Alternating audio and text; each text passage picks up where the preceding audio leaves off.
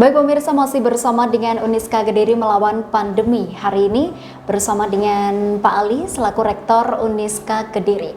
Tadi sudah banyak yang dibahas ya terkait dengan bagaimana profil Uniska, kemudian lagi kerjasama dengan berbagai pihak, juga bahkan dari perusahaan-perusahaan yang dilakukan oleh Uniska Kediri, dan juga program-program baru yang nantinya akan ditawarkan kepada Anda mahasiswa baru yang sudah mendaftar di Uniska Kediri. Kalau kita lihat nih Pak, di masa pandemi COVID-19 sesuai dengan tema Uniska Kediri melawan pandemi, tentunya proses perkuliahan juga berbeda.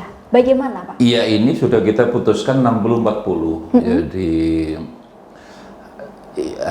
orang nyebut blessing in disguise ya, hikmah di balik bencana. Bahwa dengan daring kemarin sudah berjalan hampir 3 bulan itu, kemudian memberikan pelajaran pada kita, memang kuliah tidak mesti harus tatap muka.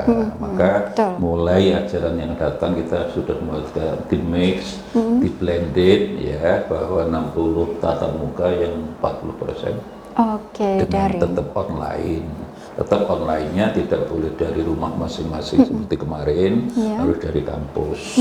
Dan programnya harus jelas, planningnya jelas, evaluasinya juga jelas. Ya, ini ternyata lebih menawarkan variasi. Ya. Dengan demikian, yang akan datang kita coba pertahankan apakah tetap 60-40. Tapi sementara sudah putuskan 60-40. Jadi 60 untuk tatap muka, dengan sampai hari ini masih protokol kesehatan masih kita gunakan, jadi pakai masker dan jaga jarak ya. Kemudian seperti Yudhisim kemarin juga tetap ada jarak. Makanya kayak Fakultas Ekonomi itu sampai 6 kali Mbak, 300 itu ternyata nggak bisa karena harus jaga jarak sama dengan pakai masker itu. Kuliah juga begitu. Sudah berjalan, hari ini sudah berjalan sebenarnya, bukan yang masih lama pun juga sudah mulai tatap muka, tapi dengan tetap menggunakan protokol kesehatan begitu ya. Oke, kalau kita flashback sedikit. Dengan catatan di Uniska, kita tetap di samping itu tetap bagaimana karena pandemi ini menyangkut hati Mak ya, walaupun maskeran double saya boleh artinya susah kan kalau cuma di Uniska tetap kita kembangkan bagaimana hati kita tetap kembali sing moho kuwasa itu kan imunitas meningkat. Kita mencoba tidak 100% hanya protokol kesehatan di mana sempit hanya pakai masker dan jarak, enggak. Jadi hati. Jadi kita tetap bagaimana kayak kita upayakan sebelum kuliah itu mesti baca sholawat dulu misalnya ya. Kemudian di akhir perkuliahan juga baca doa bareng-bareng. Ini sudah kita SK bareng-bareng. Sholawatnya juga sudah putuskan bareng-bareng. Sholat mujiyat itu. Bagaimana itu imunitas supaya meningkat. Bahkan itu sebenarnya sudah kita rancang sebelum ada pandemi itu.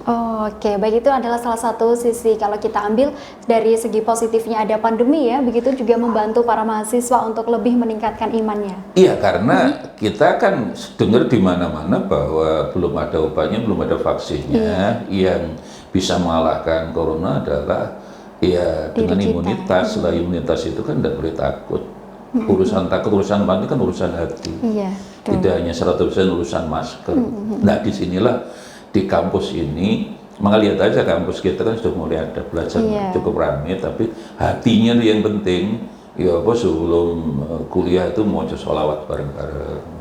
Bagian daripada imunitas dibalik ini pada sing mohowoso sing murbahing itu mati itu. Iya, betul. Kalau flashback sedikit Pak terkait dengan penerimaan mahasiswa baru, ini juga dilakukan secara daring karena new normal. Ini bagaimana? Sejak awal begitu, tapi nyatanya hampir semuanya tetap datang ke kampus itu. Sampai hari ini bahkan orang tuanya juga masih datang. Tapi kita harus tetap protokol kesehatan ya tetap kita perhatikan. Kemarin yang jubel banget itu yang karena antri begitu.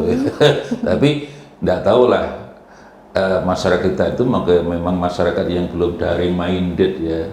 Jadi ya tetap sudah online tuh tahu-tahu masih datang ke kampus juga. Tidak apa-apa, kita layani pakai online monggo, pakai pakaian monggo. Cuma yang luar biasa KKN ini sama dengan KKN seluruh Indonesia.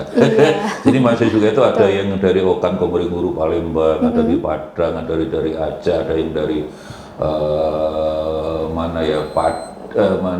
Kalimantan itu, ada di Balikpapan, ada di Samarinda. Jadi KKN-nya di sana. Jadi KKN kita di seluruh Indonesia. Oke, KKN-nya ini juga berbeda. Iya, KKN-nya KKN karena dulu KKN-nya ke tematik, kita tidak, karena dalam kondisi KKN mandiri. Jadi bisa di rumahnya masing-masing, di kampungnya. Boleh berkelompok maksimal 5 orang lah gitu. Tapi berarti kayak KKN kita di seluruh Indonesia. Iya, betul. Ada karena mahasiswa sendiri juga tidak hanya Kediri. Mahasiswa kita ada yang dari Papua, ada yang dari Timur Timur, ada mahasiswa kita dari Timur Timur. Oke, baik. Kalau untuk proses KKN-nya sendiri selama ini bagaimana, Pak? Kalau dulu KKN-nya KKN tematik, jadi disebar di beberapa karesidenan. Udah jelas 1 bulan begini diatur lah. Umumnya daerah Kediri, Tulungagung, Blitar, Trenggalek, Nganjuk. Ini sekarang tidak mungkin ya. Silahkan kita beri pilihan ke kampungnya masing-masing. Dengan demikian KKN tahun ini KKN pada hampir seluruh provinsi kan masih kita ada. Iya, oke. Tapi meskipun di rumah masing-masing kegiatan masih berjalan. Bisa. Jadi LPPM kita sudah menyiapkan bentuk pola monitoring. Bahkan bagi mereka ya sampai sekarang, misalnya kemarin dari Okan Komering-Uru ya, Sumatera Selatan, kan bisa pakai Zoom, pakai dengan LPPM. Jadi programnya apa kan harus ada persetujuan dengan LPPM juga dan pembina. Bisa. Outputnya juga berbeda, Pak, tentunya ya dari tahun sebelumnya. Ini sedang proses monitoring, Pak. Kita belum bisa menyampaikan hasil, tapi saya yakin hampir semua sama. Dan kelebihan tahun ini adalah kita tetap menyisipkan program bagaimana menjelaskan masyarakat tentang pandemi ini juga. Jadi tema apapun KKN yang dilakukan oleh mahasiswa tetap kita minta untuk menjelaskan tentang pandemi kepada masyarakat. Oke, baik. Sekaligus juga untuk mengingatkan bahwa tetap harus mematuhi protokol kesehatan, seperti itu ya? Iya, hanya bagi kami saya sudah tegaskan protokol kesehatan tidak perlu dimaknai terlalu sempit. Urusan masker, urusan jaga jarak, urusan hati. Jadi akan selalu dikatakan oleh pemerintah, katanya ketakutan lebih bahaya daripada coronanya. Makanya disinilah di Uniska kita beri kita bekali sholawat munjiat tadi. Kalau tadi sudah disampaikan terkait dengan KKN. Nah, kalau untuk masa pengenalan mahasiswa sendiri atau ospek bagaimana, Pak? Iya, sama nanti, hanya prosesnya terlalu tidak seperti dulu. Mungkin lebih praktis lah. Lebih praktis, hanya pembukaan aja mungkin jadi satu, setelah itu di fakultasnya masing-masing kita latih leadership dengan program mulai manajemen, mulai bagaimana ngatur organisasi, bagaimana ngambil keputusan, bagaimana membuat program, bagaimana evaluasi, itu semua sudah kita siapkan. Baik. Tentunya dari timnya sendiri juga sudah siap untuk bagaimana tetap bisa menjadikan calon mahasiswa baru ini mengenal kampus tetapi secara daring, begitu, Pak? Makanya jadi tetap, makanya dengan 60-40 itu termasuk ospeknya juga dengan cara seperti itu, tapi tetap ada tatap muka. Baik ya.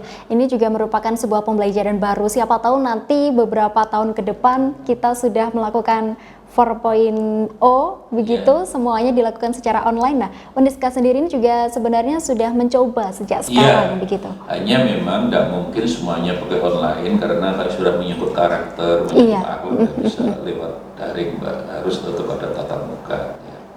Baik pemirsa, kami akan segera kembali hadir di dialog khusus bersama dengan Uniska Kediri usai jeda pariwara berikut ini.